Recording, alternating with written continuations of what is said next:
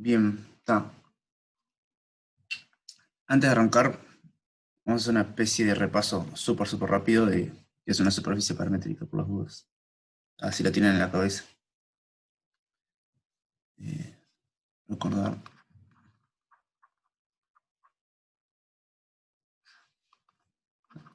Superficie paramétrica.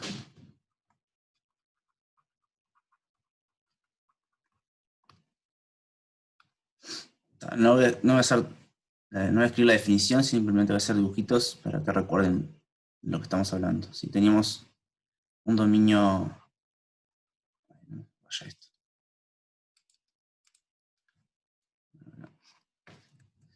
Tenemos un dominio de plano, que llamamos U, lo voy a dibujar acá abajo. Esto vive en R2 y esto le llamo U. Una superficie paramétrica es básicamente agarrar este pedazo de R2 y meterlo en R3, de alguna forma, por lo menos continua. Por lo general también le pedimos que sea inyectiva y, bueno, regular, diferenciable, etc. Entonces, la superficie paramétrica es el resultado de aplicarle phi a esto, la imagen de esto. Nos quedaría como algo por acá arriba. Imagínense algo así. Esto es S, que es igual a phi de U. ¿No? Bueno, en este caso, phi de U en R3. Pedimos que sea continua.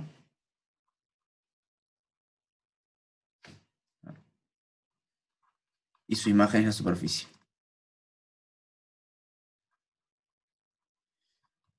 Habíamos trabajado con este tipo de cosas, plano tangente. Plano tangente básicamente es, dado un punto de la superficie que llamo P, me fijo ese punto de quién viene según la parametrización phi, un punto Q. El plano tangente, que es justamente el plano tangente de la superficie, lo voy a dibujar con verde ahora.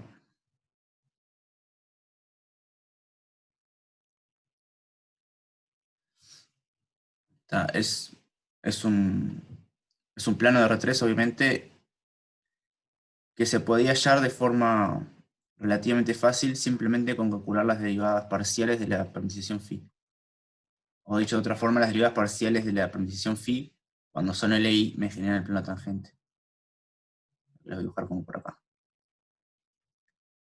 Y U y por acá phi B.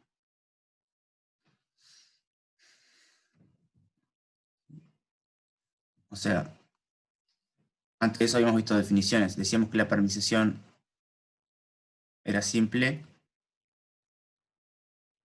Esto significaba que sea la phi inyectiva. La parametrización era regular. Esto significaba que para todo Q en U, el diferencial, la función phi parado en ese punto Q, era inyectivo. Recuerden que esto es una transformación lineal, que es equivalente a esto, estoy diciendo, decir que tiene rango máximo. Esto es una transformación lineal de R2 en R3. Cuando teníamos estas cosas, o sea, cuando teníamos una parametrización regular, el phi U y el phi B eran el LI, y me generaba el plano tangente. Bien, y la clase pasada básicamente trabajamos con esas definiciones y bueno, hallamos un par de planos tangentes. Bueno, de hecho era el mismo plano tangente que hayamos visto de varias formas. O sea, la superficie la pensamos de forma distinta si hallamos el mismo plano tangente de más de una forma. Bien. Bueno, dicho esto, ahora vamos a arrancar con el ejercicio 5. Ejercicio 5. O antes del ejercicio 5, vamos a pensar un poquito de a dónde va el ejercicio 5, ¿sí? Voy a poner como observación.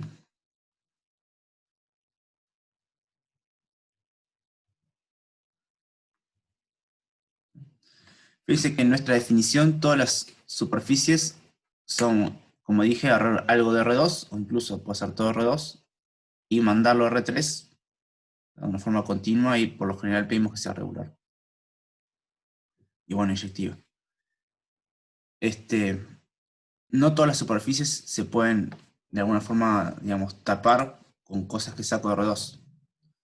Fíjense que lo que estoy haciendo es agarrar algo de R2 que piensen que es una sábana extendida en el plano, y lo que hago es colocarla en R3, pero ahora con cierta curvatura. No todas las superficies las puedo generar así, ¿no? Por ejemplo, la esfera. No todas las superficies, o lo que entendemos, lo que tenemos en la cabeza por superficie,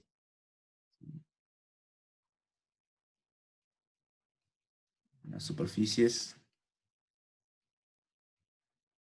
¿no?, pueden ser parametrizadas con una única parametrización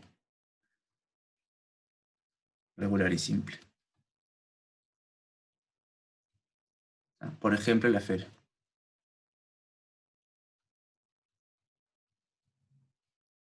Y no se los voy a mostrar, pero se los voy a intentar ilustrar para que me lo crean. O sea, de ninguna forma pueden agarrar un pedazo de R2, incluso todo R2, y tapar a toda la esfera sin romper que la parametrización sea regular o simple, ¿no? Sí pueden tapar un pedazo de la esfera, pero no toda la esfera entera. Es decir, tienen la esfera.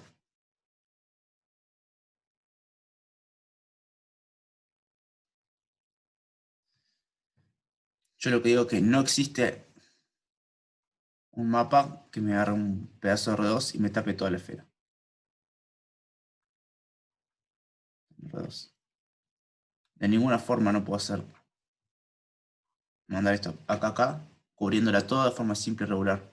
Sí puedo hacer un pedazo, por ejemplo, que todo esto me tape la parte que voy a dibujar acá abajo. Todo esto. Eso sí lo puedo hacer, simplemente lo que hago es agarro esto, lo mando para el espacio, para arriba, y lo empiezo a achatar. Lo empiezo como a empujar para acá para que esto me quede así. Eso lo hice, es reinyectivo, regular, etc. Sin embargo, no puedo tapar toda la esfera porque de alguna forma lo que tendría que hacer es como pegar todas estas cosas, las tendría que pegar en un solo punto, ¿no?, que es el norte. Porque les tendría que pegar todas ahí para tapar toda la esfera. Por lo tanto, no puedo. Sin embargo, si saco un puntito solo, sí, ¿no? Es decir, sí puedo hacer algo de este estilo.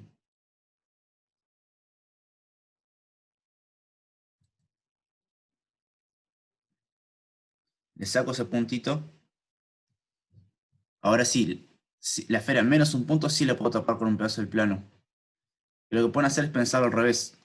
En vez de agarrar algo de R2 y levantarlo a R3, agarrar algo de R3, achatarlo para mandarlo a R2.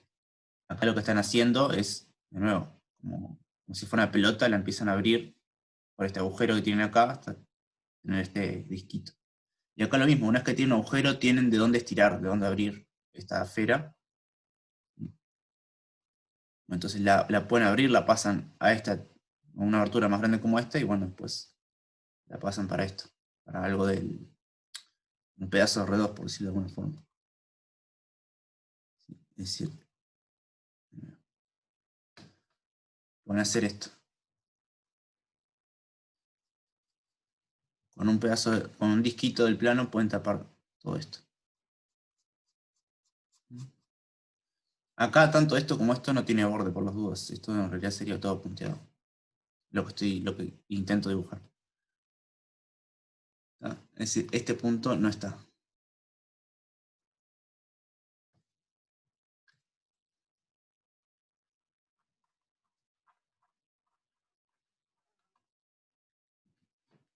Esto no es difícil de convencerse de que se puede hacer.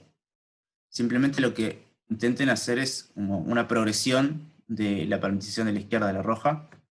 Van achicando esto cada vez más, la van subiendo hasta arriba, cada vez más, cada vez más, cada vez más. Y bueno, se acercan hasta este punto, pero ese punto nunca lo tocan. Es decir, nunca llegan a, como les dije, nunca llegan a pegar esto que está acá. Esta parte de arriba nunca la llegan a pegar. Bueno, así pueden, salvo un punto, tapar toda la esfera con una parametrización. Esa es la gracia del ejercicio 5. Va a ver que se puede hacer eso, ¿no? Con una parametrización particular que se llama proyección estereográfica. En realidad la inversa de esa función.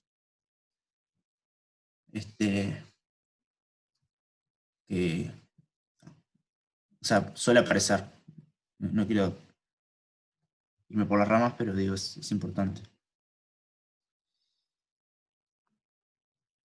Antes de arrancar el ejercicio 5, ¿entiendo por dónde va el ejercicio 5? El ejercicio 5 básicamente es ver que esto existe. Lo verde existe. La única diferencia es que en vez de ser un disco de R2, va a ser todo R2. ¿Sí? Es casi lo mismo. Un disco abierto de R2 y R2, aunque no parezcan, son muy parecidos. O sea, puedo mandar uno en el otro con una función continua, biyectiva. Es decir, el disco abierto es biyectable de forma continua con inversa continua a R2. Bien, me falta el flechita. Bueno, ejercicio 5, sea S2, la esfera. Por lo general en matemática, las esferas de dimensión n las escribimos como S y arriba un n. La esfera es un lugar que tiene dimensión 2, es una superficie. Las superficies tienen dimensión 2. S1 es el círculo, porque tiene dimensión 1. S3 vendría a ser como la esfera en R4. S4 vendría a ser como la esfera en R5, etc. S2 entonces es los X y Z. Vale, que X cuadrado más Y cuadrado más Z cuadrado es igual a 1. Bien, consideramos, bueno, sea N el polo norte, que es el punto 001, punto más arriba de la esfera. Y consideramos la siguiente función.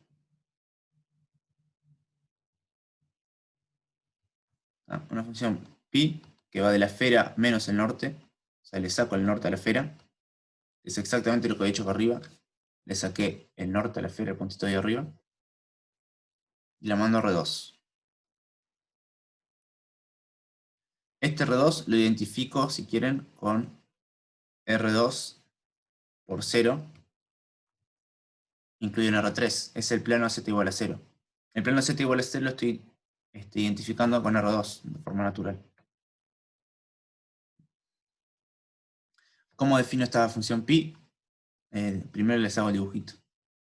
Mejor primero lo escribo y después hago el dibujito. Donde pi de x y z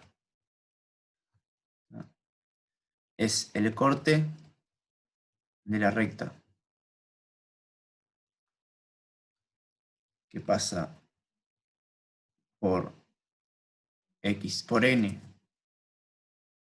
y x y z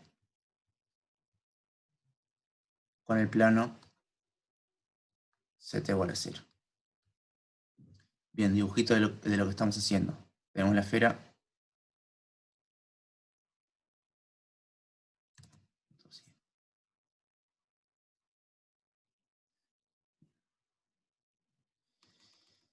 Bien, la esfera, acá está el norte. Acá está el plano z igual a 0.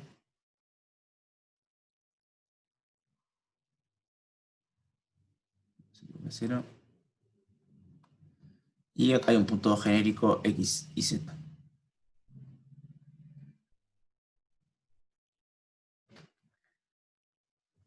Lo voy a dejar un poquito más arriba para que sea más notorio la recta. Es x y z.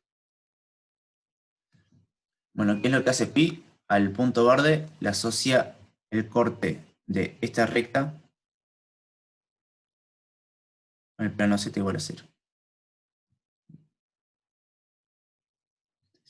Pi de x y z. El plano z igual a 0, recuerden que lo estoy pensando como el plano R2. Es decir, estoy identificando lo obvio, ¿no? X y 0 lo identifico con X y. Pienso esto. Simplemente eso es lo que estoy diciendo.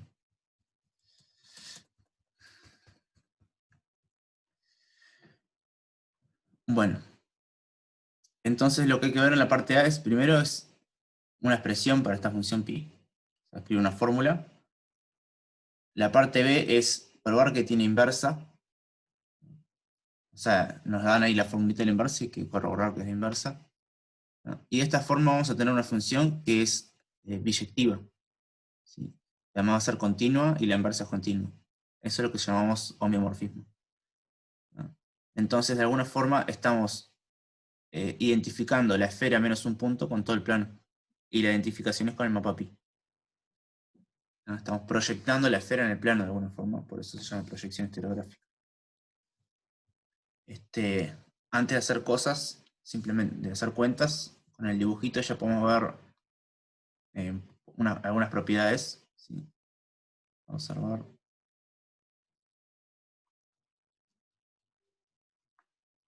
Algunas cosas.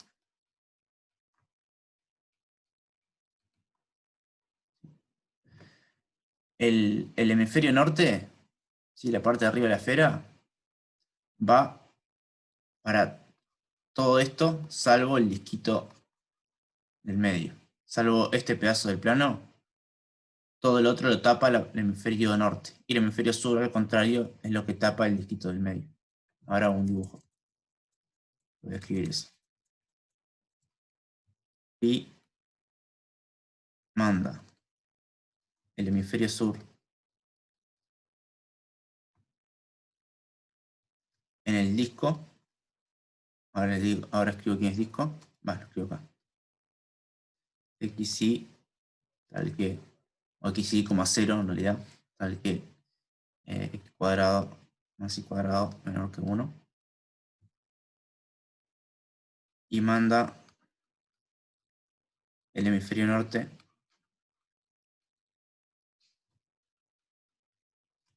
en el complemento del disco. ¿Sí? Sería XY tal que x cuadrado más y cuadrado mayor que 1. Y bueno, el borde del disco, que es lo que está pintado ahí de negro, queda en el mismo lugar porque ya está en el plano z igual a 0. El mismo es el corte de la recta con el plano z igual a 0. ¿Sí? Y la otra observación, que después voy a volver a esto, ¿no? Pi manda, o pi, vamos a hacer, agranda las distancias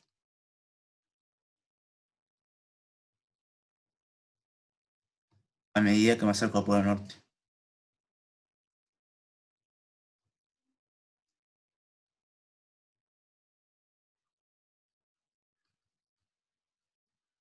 ¿No? De alguna forma es como que,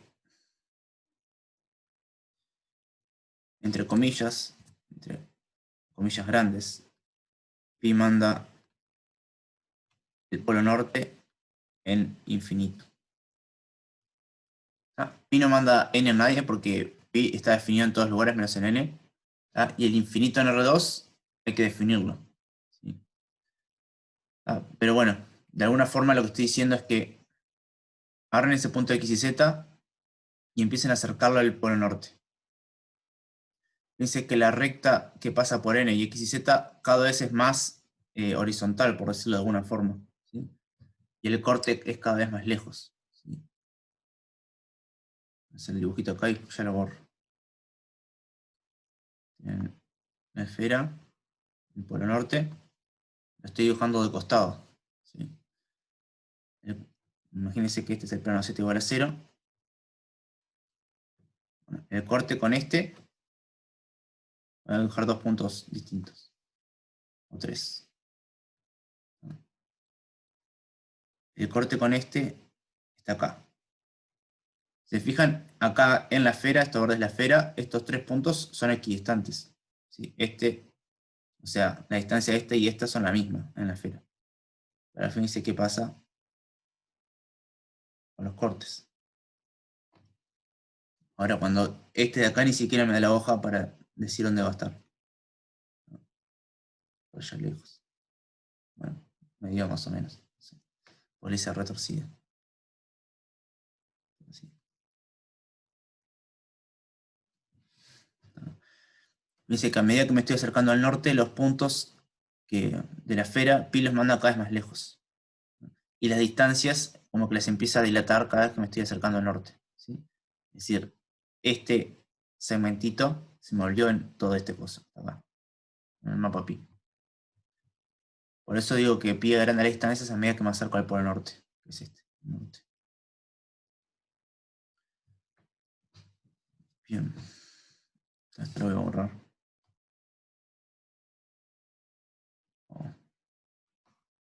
Les hago el mismo dibujito, pero un poco más prolijo y chico aquí arriba. Esto que agranda las distancias, sí o sí va a tener que ser así. O sea, hay un teorema que lo prueba. Ahora lo comentamos.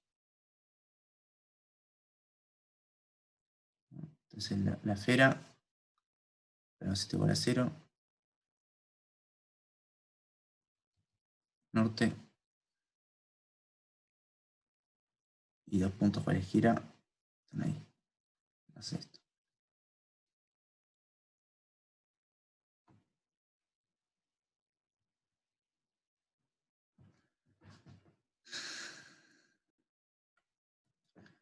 Bien. Bueno, vamos a la parte A. Parte A es escribir explícitamente en el mapa pi. ¿Sí?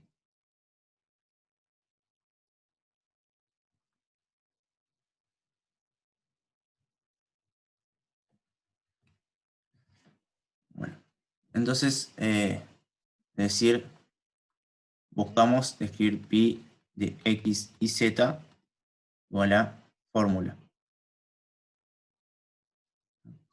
Esto es lo que queremos.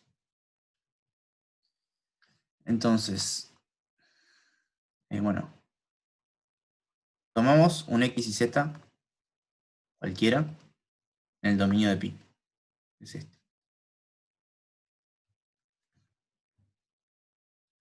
Bien, recuerden, pi, ¿qué hace?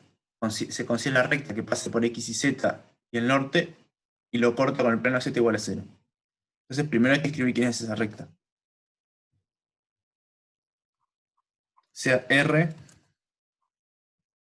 recta que pasa por x y z y por n. La vamos a escribir así.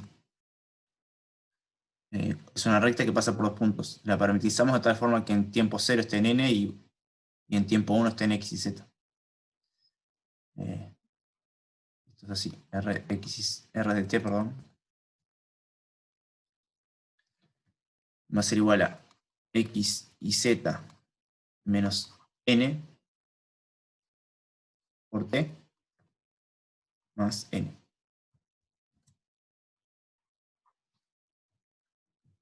Esta es la recta que en tiempo 0 está en n. Y lo que está haciendo es estirar el vector x y z menos n. En el dibujito vendría a ser algo así. ¿No? El dibujito lo he empezado a hacer así en 2 dimensiones, pero está en 3. Porque es más cómodo, ¿no? Simplemente por eso. Igual a 0.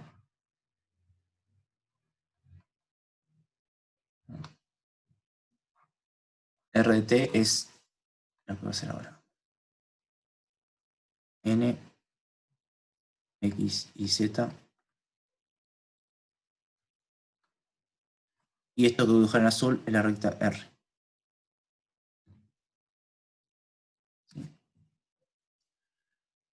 El vector X y Z menos N es este vector que está acá.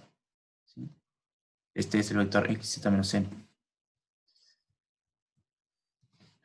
Bueno, N recuerden que es el 0, 0, 1. Entonces, la recta R la voy a escribir así. X y Z menos 1. O sea, es X y Z menos 0, 0, 1. Por T más 001. Entonces, R de t le voy a escribir tx, ti, t por z menos 1 más 1. ¿No? Esta es una parametrización de la recta de R. ¿Qué queremos ahora? Este puntito que está acá. Ese puntito es, para hallar ese puntito tenemos que hallar el t, el tiempo t, tal que la tercera coordenada sea 0. ¿Sí?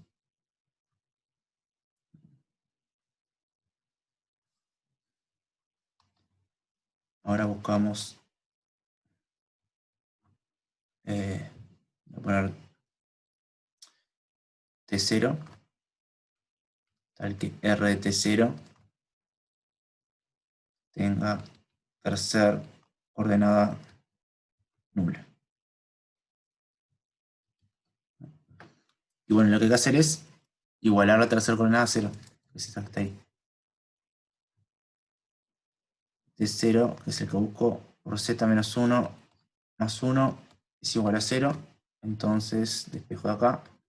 Y T0 es menos 1 sobre z menos 1. Esto es igual a 1 sobre 1 menos z.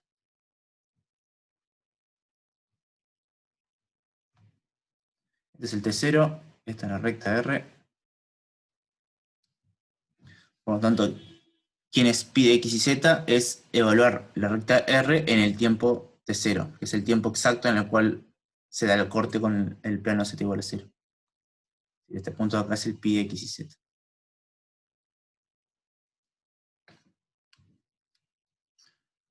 Entonces,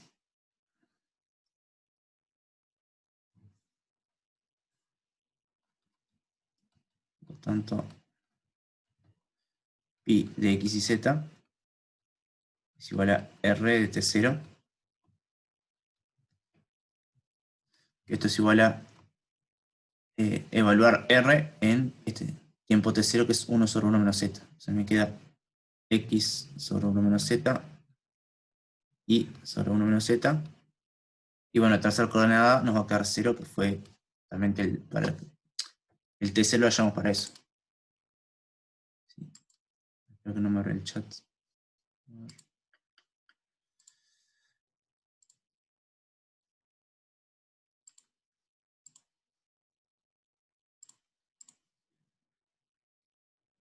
¿Se perdió el audio?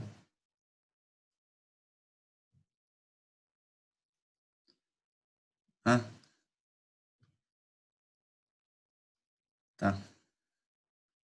Está. Perfecto. Bueno, vuelvo.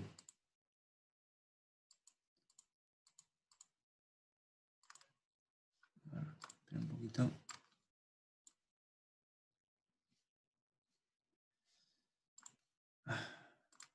Se me salió todo.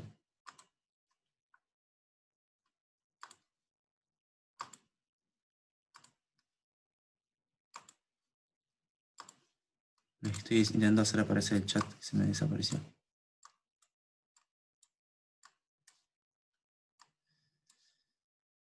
Bien.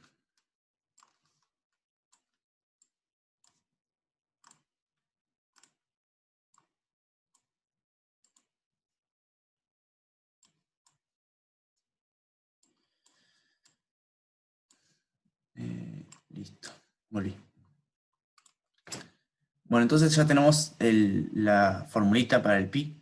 ¿Tá? Que recuerden que esto lo identificaba, ¿sí?, con el plano. O sea, los puntos del plano z igual a 0 los identificaba con R2, simplemente eliminando la última coordenada. O sea, esto es visto en R2, es x 1 menos z y 1 menos z. ¿Sí? Esa es la función pi.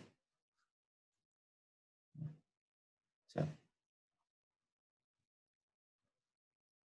pi de x y z, es x y z es uno genérico, me da esto que está acá. Y observen lo que les había dicho al principio. Cuando z está muy cerca de 1, z nunca es 1 porque el único lugar donde z es 1 es el polo norte. Y lo saqué. Pero cuando z está muy cerca de 1, este vector tiene una norma gigante. Por eso, a eso me refería cuando decía que cuando el punto está cerca del norte, la imagen de pi se va al infinito. Bien. Ya tenemos la expresión para pi. Parte B. Esta no voy a hacer las cuentas, pero les digo que lo voy a hacer. En la parte B nos dan una función, que es esta, g de v, igual a, primera entrada, por las dudas, van a ser un poquito más formales, sea g de R2 en S2 menos n. Ahora fíjense que esta función g va al revés, del plano en la esfera menos un punto. Y se define así. 2u sobre 1 más u cuadrado más b cuadrado, 2b sobre 1 más u cuadrado más b cuadrado, y ahora u cuadrado más b cuadrado menos 1 sobre 1 más u cuadrado más b cuadrado. Ahora tiene esa función definida que va del plano en la esfera. Lo que hay que verificar es que esta es la inversa de la función pi, ¿no? Verificar que g es la inversa de pi. Y por lo tanto, como pi y g continuas, pi y g son un homeomorfismo.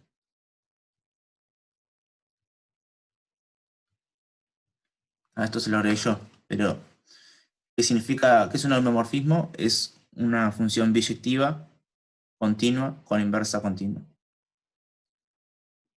Es como el difeomorfismo. El difeomorfismo es más todavía. El difeomorfismo además pedimos que sea diferenciable para los lados. Con homeomorfismo solo pedimos continuidad. Es decir, es una biyección continua con inversa continua.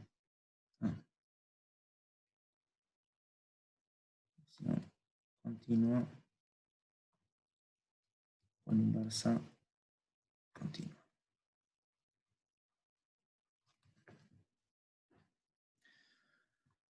Bueno, ¿cómo se prueba esto? Simplemente es verificar las cuentas.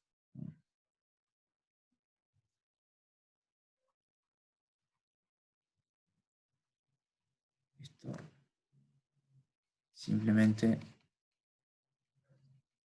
hay que verificar dos cosas.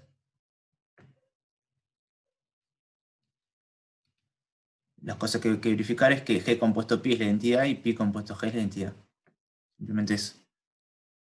Primero hay que verificar que pi de G de V es igual a V. O sea, si agarran esto que está acá, G de V, que es esta expresión, y le hacen pi con la formulita que hayamos antes, le tiene que dar exactamente V. Y al revés lo mismo. Si le hacen G a la expresión que nos dio de pi, x y z, nos tiene que dar exactamente x y z. Así que las composiciones para los dos lados son la identidad.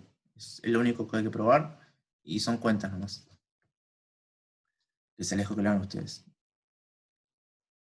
Una vez que tenemos esto, tenemos que pi y g son un homeomorfismo, ya tenemos que g es una parametrización simple que me tapa toda la esfera menos un punto.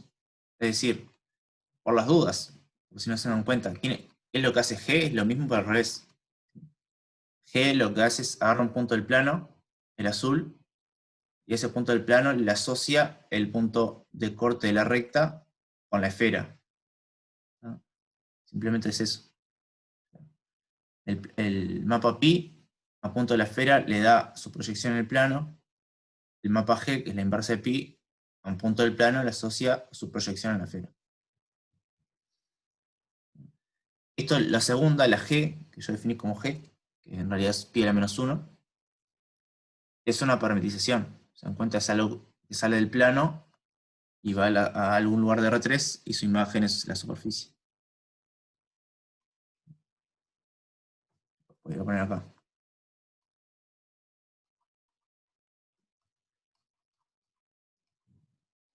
Tenemos que G de R2 S2 menos N es una parametrización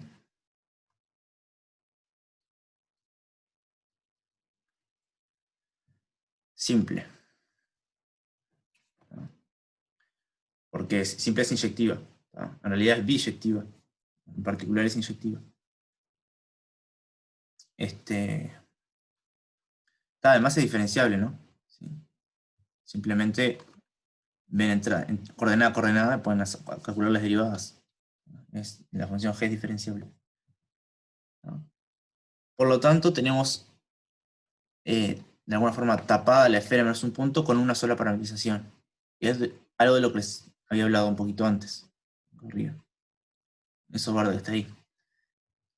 Tienen tapado con todo R2 a la esfera menos un punto con una única parametrización.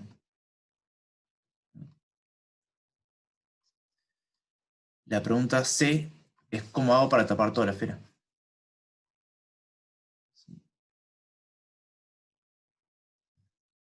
¿No? ¿Cómo hago?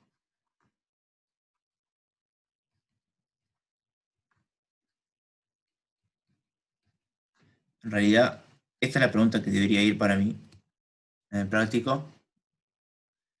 Pero en el práctico ya casi que nos dan la respuesta, que es cómo podríamos, en el práctico dice esto, cómo podríamos cubrir toda la esfera con parametrizaciones. ¿No? Y en el plural de parametrizaciones es donde está la joda. Esto no lo voy a poder hacer con una sola parametrización para tapar la esfera, sino que necesito mínimo dos. Es decir, necesito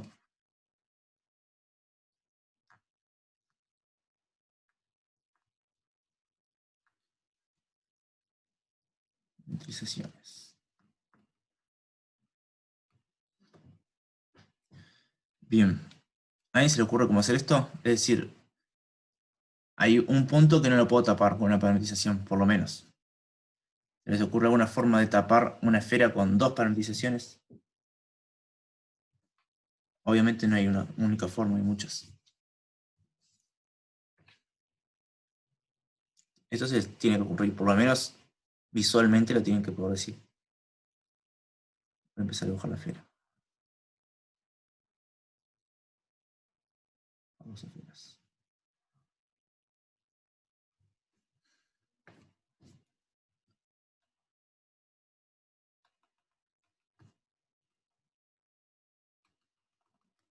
Vale, voy a dibujar dos, por lo menos.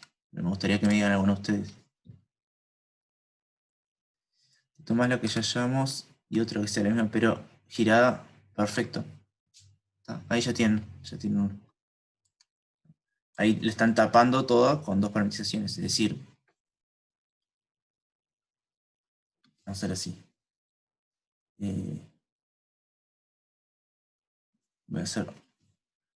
Voy a hacer el dibujo de las dos parametrizaciones de la esfera acá. Primero parametrizamos esta, sacando el polo norte. Y bueno, por ejemplo, puedo hacerlo sacando el polo sur. ¿No? Puede ser el polo sur o puede ser cualquier otro punto que no sea el norte, en realidad. Con el sur es fácil porque lo único que estoy haciendo es cambiar el lugar de donde sale la recta original.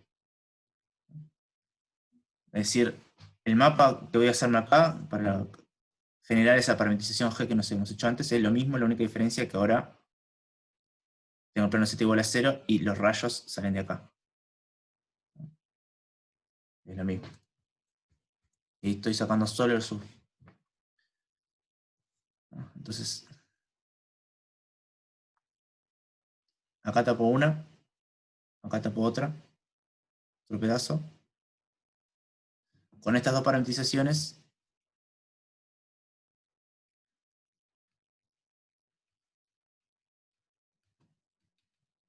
tapo a toda la esfera.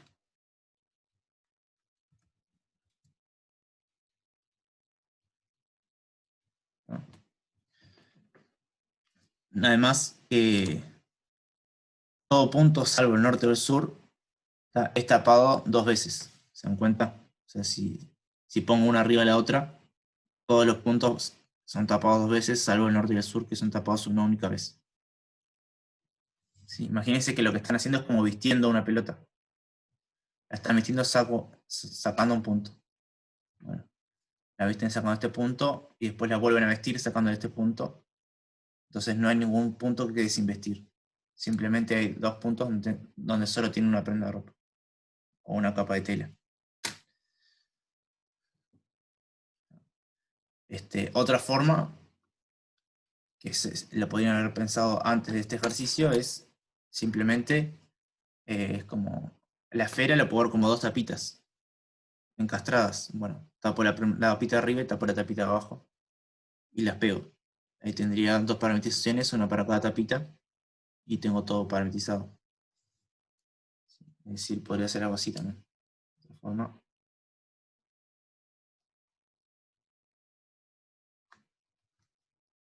Tengo mi esfera.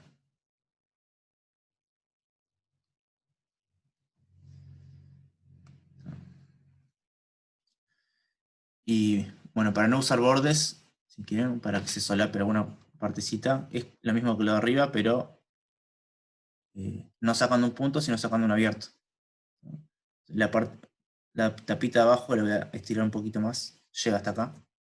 Bien. Ahí tapo todo esto rojo. Esto lo puedo tapar con un disco abierto.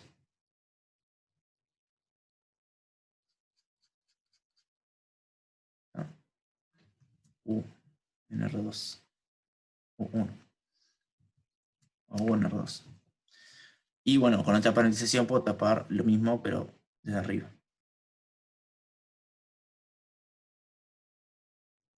Esto que está acá.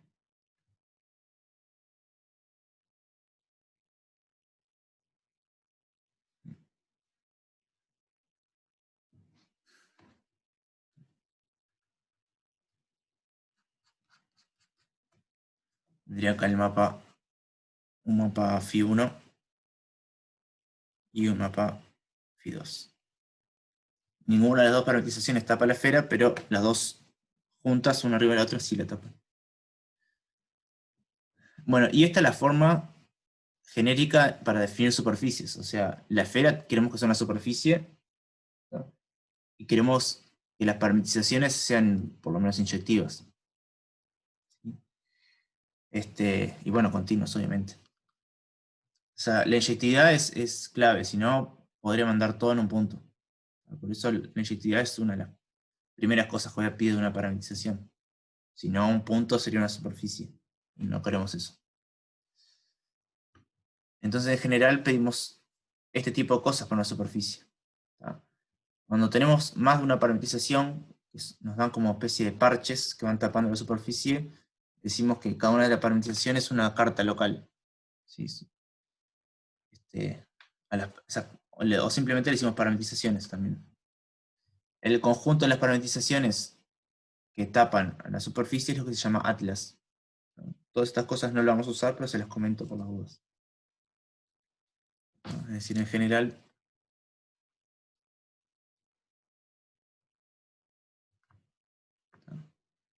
las superficies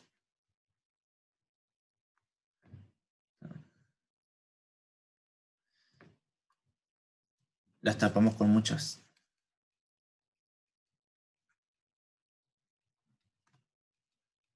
varias parametrizaciones. Parametrizaciones.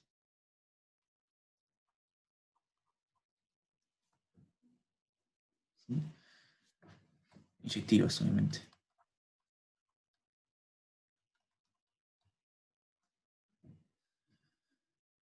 ¿No? En la definición, que no se las estoy dando, o sea, una superficie la puedo definir generalmente en una superficie paramétrica, o sea, una superficie random, la puedo definir como un conjunto R3 que admite un conjunto de parametrizaciones que son como parches, de tal forma que todos esos parches me la tapan. La única cosa que hay que pedirle a esos parches es que, bueno, que sean continuos e inyectivos y que lo que se llama cambio de cartas, que es en el lugar donde se intersectan, ¿no? Que se intersecten bien, por decirlo de alguna forma. Es decir, que si esta es la intersección, esto lo voy a borrar ahora, ¿verdad? Pero esto que está acá es donde se intersectan, esta banda que está acá, donde se intersectan las dos parametrizaciones, que visto acá sería como algo así, toda esta zona de acá, y acá sería toda esta zona, todo lo que está por ahí. Lo único que hay que pedir es que si voy de la parte negra con Φ1 y después bajo con la inversa de Φ2, recuerden que esta es inyectiva, si hago este camino, o sea, ir para acá y después venir para acá, o sea, este camino, ese camino me resulta también continuo, e inyectivo obviamente. A eso me refiero con que se peguen bien las parametrizaciones. Esto lo que se dice es que el cambio de cartas es continuo.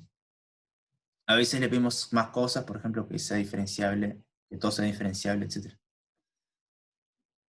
Pero bien, voy a sacarlo.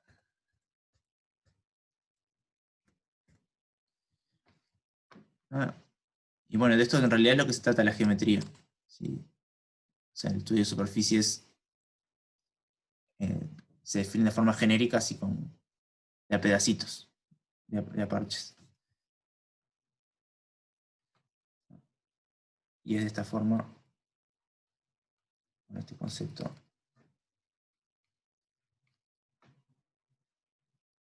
que se define de forma más general.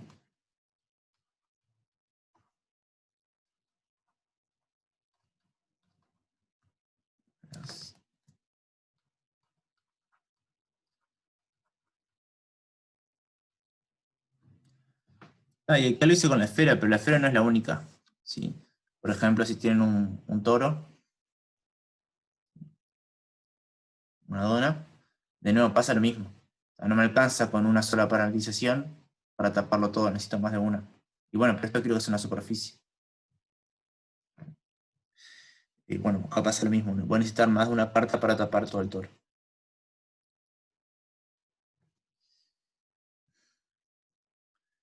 Y acá termina el ejercicio 5. No sé si me siguieron más o menos.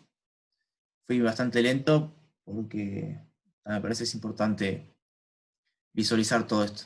Hay que visualizar la parametrización pi, hay que entender que no todas las superficies se parentizan con una sola parametrización, hay una forma de generalizar todo. No lo vamos a trabajar, pero existe. ¿No? Les quería hacer un comentario que me estoy saliendo un poco del curso, pero me parece interesante para comentarles. Es esto de esta observación que les hice de las distancias, por acá arriba. La parametrización pi deforma las distancias. Bueno, en general es así, ¿no? Y hay un teorema que lo prueba.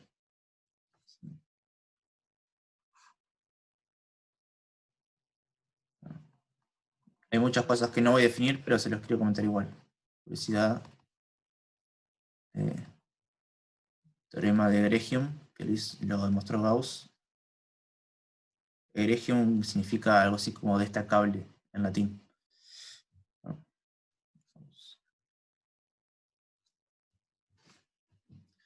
Este teorema básicamente dice que primero se los escribo en formato matemático y después se los bajo tierra, ¿no? Hay cosas que no estoy. Lo que estoy diciendo acá, como no lo definí, como que no tiene mucho sentido, pero lo voy a escribir igual, ¿no? La curvatura de una superficie es invariante por isometrías. ¿Está? Traducción.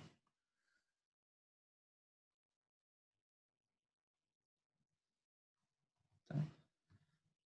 No puedo modificar la curvatura de una superficie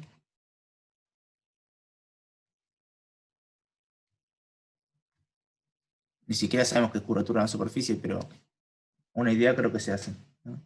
La curvatura de una superficie sin alterar las distancias dentro de la superficie. ¿Está? Es decir, ahora la superficie es su superficie favorita, ahora la empiezan a deformar, empiezan a estirar, hagan lo que quieran, pero si cambian la curvatura, necesariamente tienen que cambiar distancias. Puntos que estaban a una distancia tal, van a estar a una distancia distinta. Es por esto, o sea, es por esto, o este teorema justifica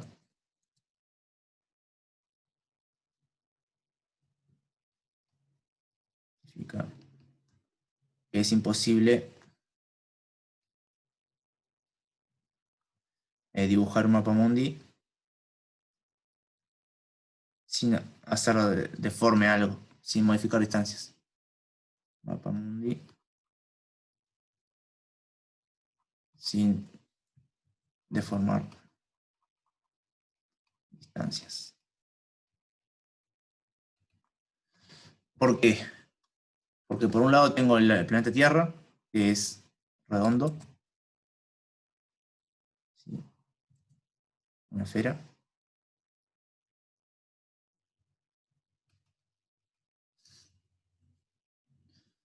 ¿No? Y si quieren saquen el polo norte para estar igual el mismo caso que antes. Pero está, es lo mismo, se lo voy a dejar. Bueno, agárrese cualquier pedacito de ahí, o cualquier pedazo de. Ni siquiera tiene que ser un mapa mundi de todo el mundo. Cualquier pedazo cualquier mapa de la Tierra, de Uruguay, de lo que sea, ¿no? ¿Por qué no podemos dibujarlo bien en un papel plano? ¿No? Imagínense que tiene un pedazo de papel por acá. Vive en R3, el espacio, tenemos un pedazo de papel. ¿No? Es imposible dibujar un mapa mundi acá, en cualquier pedazo de papel. ¿Por qué? Porque la curvatura de acá, tiene curvatura 0 y tiene curvatura positiva. No importa qué es la curvatura, pero créanme que una esfera está curvada, ¿no? Tiene curvatura positiva. Mayor a 0. En todos los puntos, y en todos los puntos es igual además.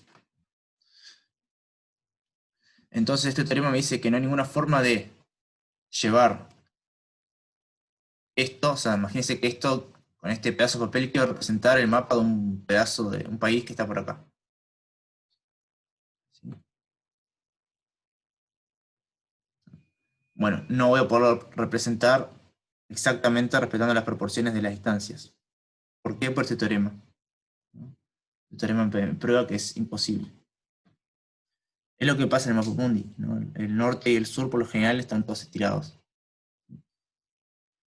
Bueno, lo que se intenta hacer es preservar los ángulos, por lo menos, por lo general en el mapa mundi, pero las distancias se deforman todas. Groenlandia parece gigante, la Antártida también. Y bueno, no es algo que sea por antojo, sino que es imposible hacer un mapa mundi sin hacer ese tipo de deformidades. Podemos deformar más o menos, pero al final siempre deformamos un poquito. Cualquier mapa que intenta representar algo que está en una esfera va a tener que deformar las distancias.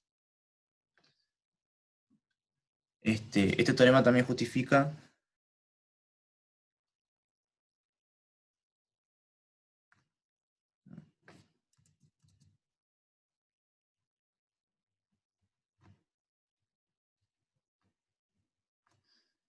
que vieron que cuando tiene un pedazo de pizza, un triángulo de pizza, para comerlo, si es muy grande lo que hacen es doblarlo en cierto sentido para que no se caiga. Ahora voy a hacer un dibujo. ¿Por qué no se cae? Porque si doblo para un lado la base de pizza no se cae, es porque, suponiendo que la masa de la pizza no se deforma mucho y preserva las distancias, no puede perder la curvatura cero, porque tenía curvatura cero originalmente. Ahora hago el dibujito para comenzarlos. Que doblamos así el triángulo de pizza.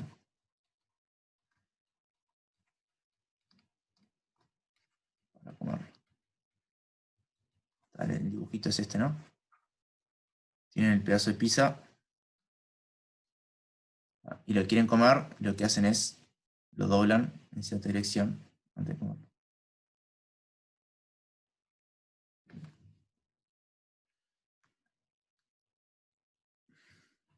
¿Por qué lo doblan así el pedazo de pizza? Lo doblan así para que no se les doble en esta dirección, para que esta punta no se les vaya para abajo.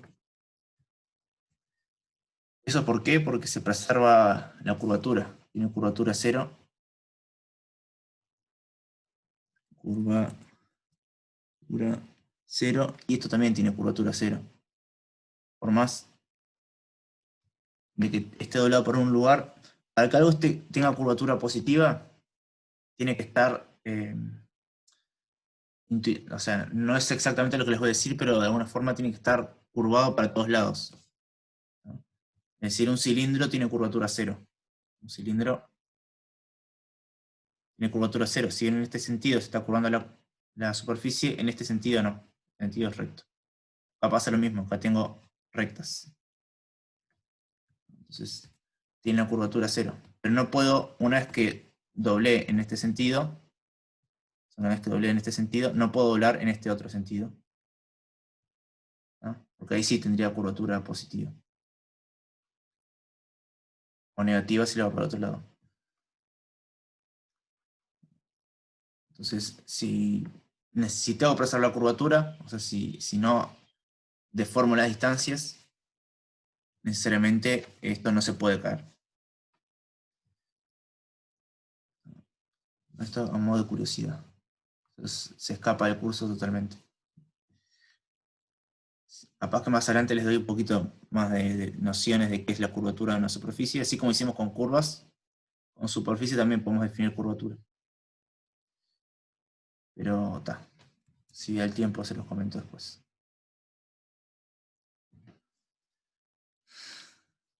Bueno.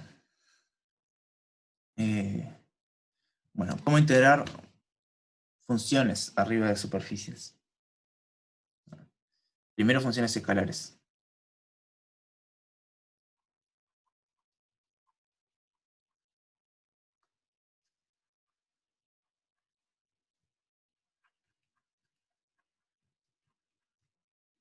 En superficies. Bueno, la idea es similar a lo que hacíamos con curvas. En curvas queríamos integrar una función escalar arriba de la curva y lo que hacíamos es llevar la curva para R, llevar la función escalar para R, integrar todo ahí y corregir algunas deformaciones que hacíamos. Esas correcciones básicamente las veíamos con la norma de alfa prima de t que tenemos que agregar. Como en el cambio de variable, agregamos el determinante en valor absoluto del jacobiano para una corrección de volumen. En las curvas le agregamos esto al integral para corregir una deformación de longitud, y ahora para corregir una deformación de área hay que agregar algo más en las integrales. Esto es el mismo espíritu en todos estos casos. Pero además lo pueden ver también como un dibujito, ¿no? Tienen de nuevo la parametrización. ¿Sí? Tienen acá U. Tienen acá la superficie. Un poquito más abajo.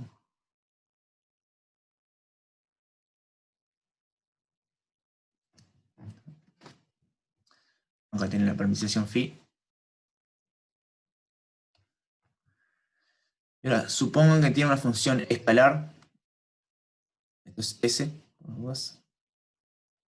sea f una función que sale de S y va a R, escalar. y piensen que es continuo. Entonces lo que pueden hacer es intentar visualizar una especie de gráfico arriba de la función S. O sea, si S es un intervalo, si S es entonces es el gráfico de cálculo 1. Si F es un cuadrado, es un gráfico de cálculo 2, etc.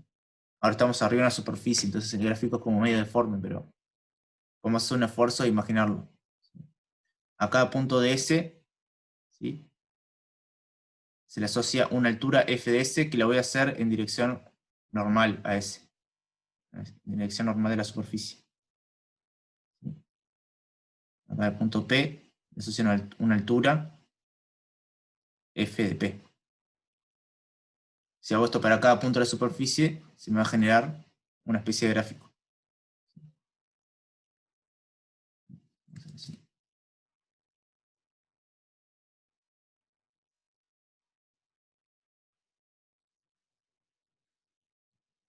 Cualquier cosa eso. Vamos de nuevo.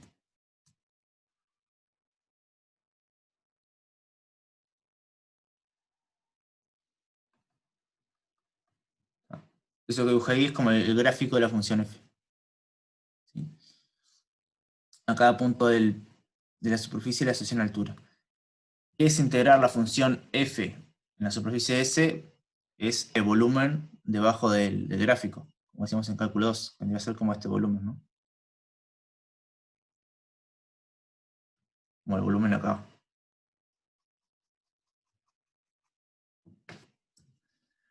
Lo que ahora se complica un poco porque nosotros básicamente lo que usamos para integrar son los rectangulitos o prismas de las sumas de arriba en infinitesimales. Pero eso ahora se complica porque los prismas ya no son prismas, ahora son medio deformes. Porque el dominio es, o sea, el lugar donde sale F no es R2, ni un pedazo de R2, es una superficie. Entonces lo que hago es visualizar todo eso, estas líneas las voy a borrar, visualizar todo eso acá abajo en U.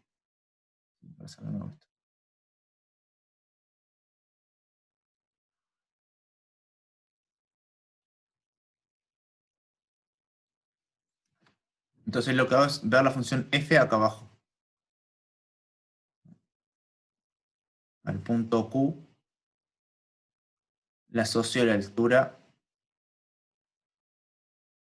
f de P, que P es phi de Q.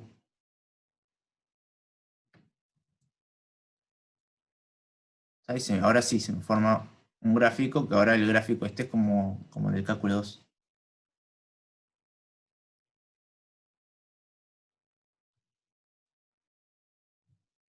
Y ahora sí, la integral va a ser el área debajo de este gráfico. Y acá sí tengo los rectangulitos de las sumas de Riemann y tengo las integrales bien definidas, etc. Se recuerdan que básicamente aproximaban por prismas así.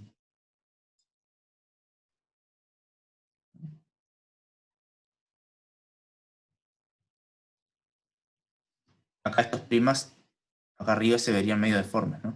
Serían como cosas así. Medio deformes.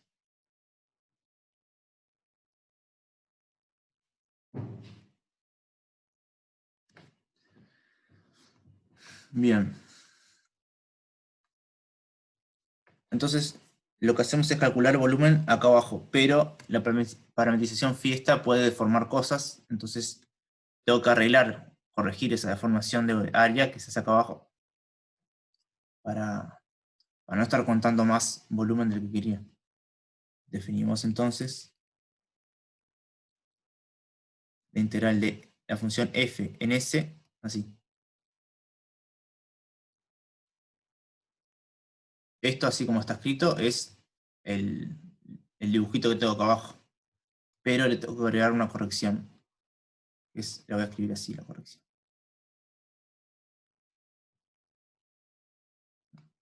Esto es corrección de área. Ya que la parametrización fin puede modificar el área. ¿Por qué producto vectorial entre φ u y φ b? Bueno, eso no se los voy a mostrar, pero voy a intentarlos convencer. Supongo que ya lo habrán visto en el teórico. Que es porque si tienen un cuadradito, perdón, un rectangulito, el área de este rectangulito, ¿sí? Si este es U, este es B, el área de este rectangulito es exactamente la norma de U producto vectorial B. Y bueno, justamente estos cuadraditos son los que aparecen acá. Comparan esta área con esta área, cómo se deforma. Infinitesimalmente está dado por las derivadas parciales. Recuerden que las derivadas parciales son las que viven en tangente, etc. Y bueno, es básicamente esta idea. Bien. Dicho esto, vamos a poder encarar ahora el ejercicio 6.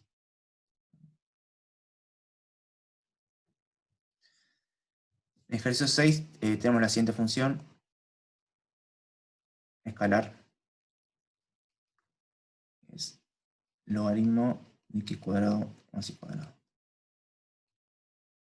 Ojo, acá la función f la considero definida en S, pero puede estar definida en todo R3. Y después la restringo a S. O sea, si tengo una función definida en un lugar grande, está definida en un lugar chico también. Esta función a priori está definida en un lugar mucho más grande del que le voy a evaluar después. Justamente esta función está definida en todos los lugares donde x cuadrado más y cuadrado sea distinto de 0. O sea, con x y z en el dominio este.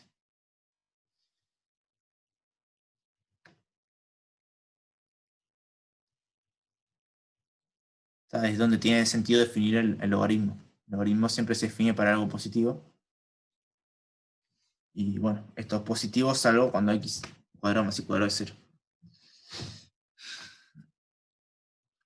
¿Quién es la superficie? Un cilindro. El cilindro sin tapas de radio 1, altura 1 y eje OZ. Bueno, no sé si logran visualizar quién es ese cilindro, pero vamos a hacer un dibujito.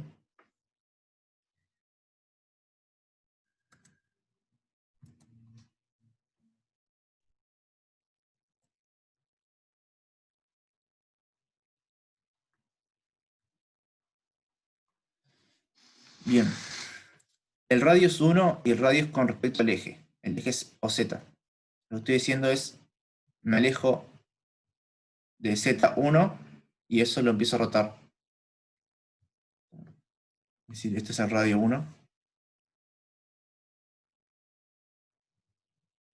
Eso lo roto y tengo el cilindro.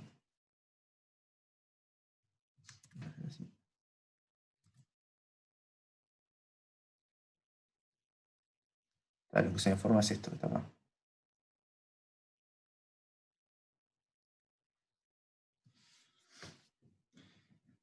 Obviamente, al rotar esto, lo que se me forma, visto en el plano XY, es una circunferencia de radio 1. Tiene radio 1, tiene eje OZ y la altura es 1, o sea que esto tiene altura 1. Lo puedo ver así entonces el cilindro. S va a ser igual a X y Z, tal que X cuadrado más Y cuadrado es igual a 1. Se dan cuenta que esto que escribí acá es la ecuación del cilindro infinito, sin la restricción de la altura. X cuadrado más Y cuadrado igual a 1, visto en R2, son estos puntos que están acá. El Z no tiene restricción, entonces es agregar todos los Z's arriba de este. Es decir, agarro el círculo y le consigo todos los Z's arriba y abajo. Ahí consigo el cilindro.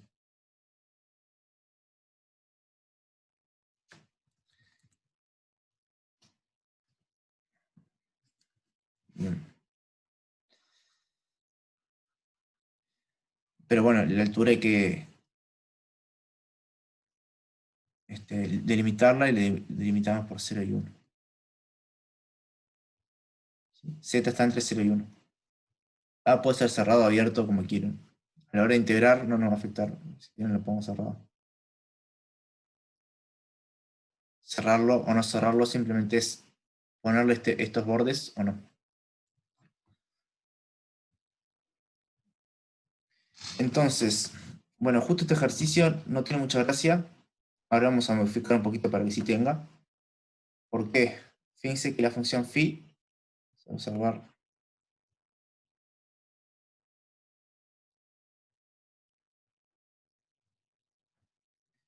phi restricto a s es la función 0. ¿Se dan cuenta de eso?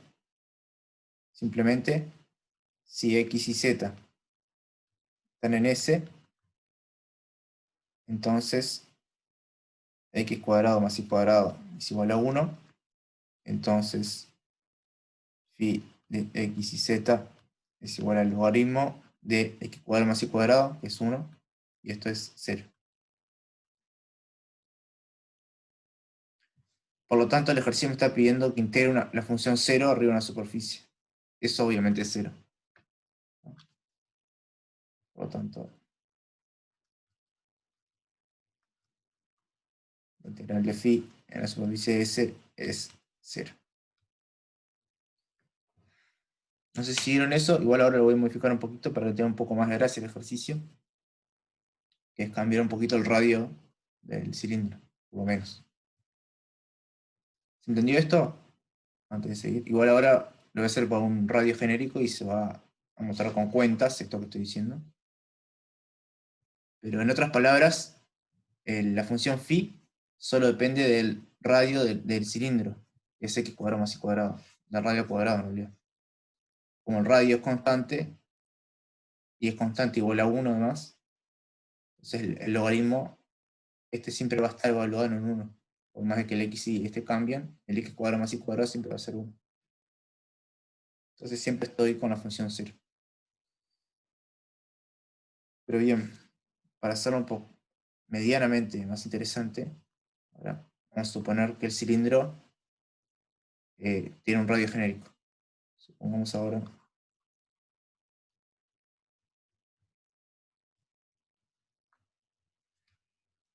que el cilindro tiene radio R. ¿Tá? Entonces S ahora, voy a poner S sub R, va a ser X y Z, en el que X cuadrado más Y cuadrado se iguala el radio al cuadrado. Y bueno, Z lo dejo entre 0 y 1 también.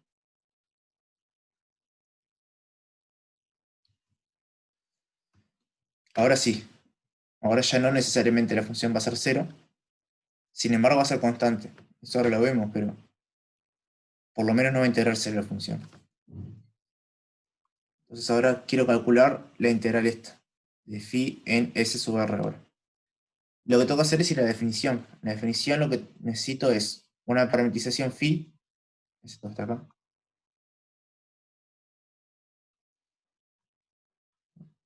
Necesito una parametrización phi, calcular las derivadas parciales para tener la corrección de área y bueno, después integrar.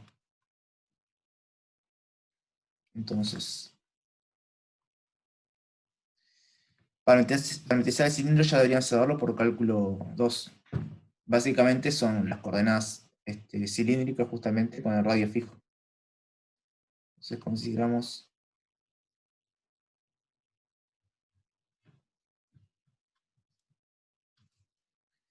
phi de v, esta parametrización, r coseno de u, r seno de u y b. Acá el u está entre 0 y 2pi y el b está entre 0 y 1. Se dan cuenta que esta es la parametrización del cilindro, ¿no? Es parecida a las coordenadas cilíndricas. Básicamente lo que tienen que corroborar es que se verifican estas dos condiciones. Que este cuadrado más este cuadrado es igual a r cuadrado y que este está entre 0 y 1. Claro que se verifica.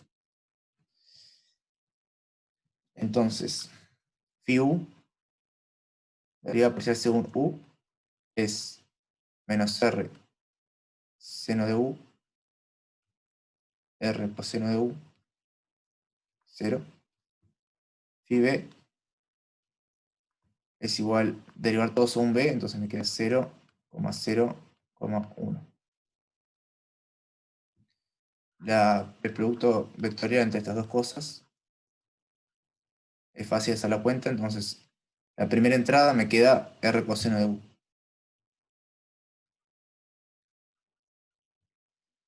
La segunda entrada, que está echando esta, me queda R seno de U. Y la tercera entrada, que está echando la última columna, me queda 0.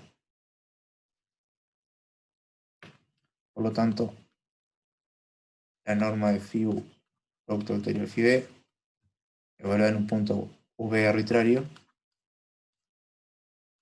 es igual a este cuadrado más este cuadrado. El seno al cuadrado con el coseno al cuadrado se me juntan y se me forman 1. Y esto se me transforma en R, simplemente. La norma de este vector es R. Bueno, ahora ya está. Entonces, la integral de la función phi en la superficie S sub R, que es el cilindro de radio R, es, por definición, esto. En U, ¿quién va a ser U? Es el dominio de la parametrización. 0,2pi por 0,1.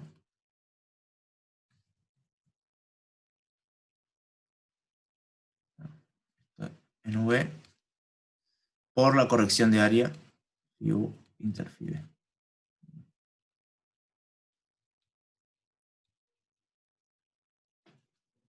Y bueno, ¿quién es esto? Phi era el logaritmo de x cuadrado más y cuadrado. X cuadrado es r coseno y, perdón, x es r coseno, y es r seno. Entonces, x cuadrado más y cuadrado es r cuadrado. Entonces, esto me queda la integral de logaritmo de r cuadrado por esto, que ya vimos que es r, de u de b, donde el u está entre 0 y 2pi, y el b está entre 0 y 1. Esto no depende ni de u ni de b, entonces esto simplemente es 2pi por r por logaritmo de r cuadrado. Sí, esta es la integral. Que si se fijan, cuando r es 1, que es el caso que nos pedían al principio, acá me queda el logaritmo de 1, que es el. Entonces, demostramos de forma más general cuánto es la integral de esa función en un cilindro radio R genérico. ¿Me siguieron hasta acá? Se dan cuenta que es exactamente lo mismo que curvas. En curvas tenían que hacer esto. Tenían que hacer f compuesto alfa de t por alfa prima de t. Era esto. Esto era la corrección de longitud. Y ahora hago esto.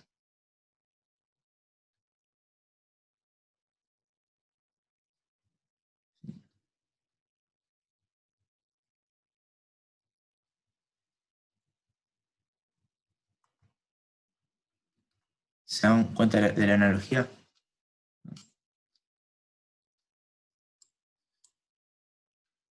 El log de r cuadrado es. Lo voy a escribir acá. Vamos a hacer un. O sea, me salté un renglón si querés, de escritura.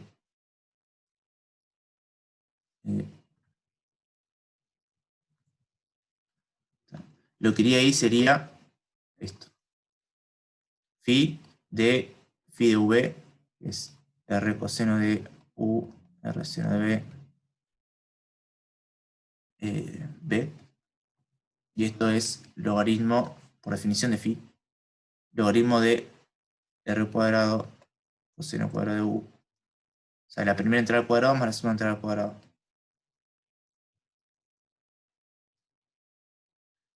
Acá sacando el factor común r cuadrado y usando que coseno cuadrado más seno cuadrado es 1, me queda logaritmo de r cuadrado.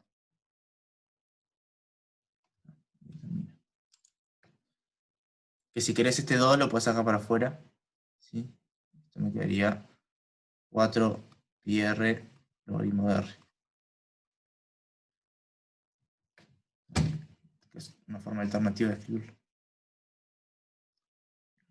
Lo voy a sacar. Bien, ¿dudas hasta ahí?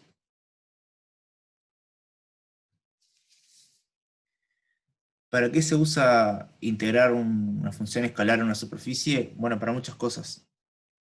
Imagínense, por ejemplo, que tienen una superficie cargada y tienen la densidad de carga de esa superficie. Quieren calcular la carga total.